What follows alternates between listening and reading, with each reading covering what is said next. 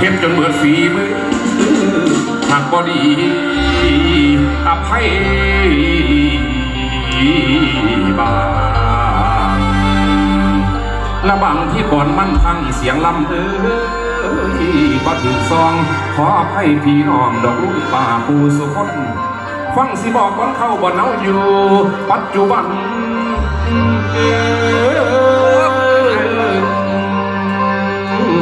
บันป่าไว้นั่ง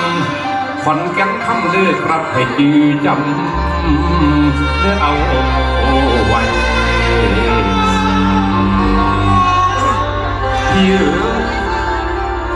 อีเสียแดง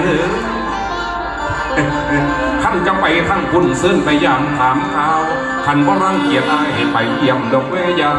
มทุกสิ่งขอรับตอนแม่ก้อนไข่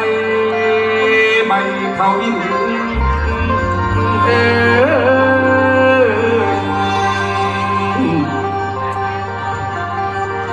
ยินดีส่งเสริ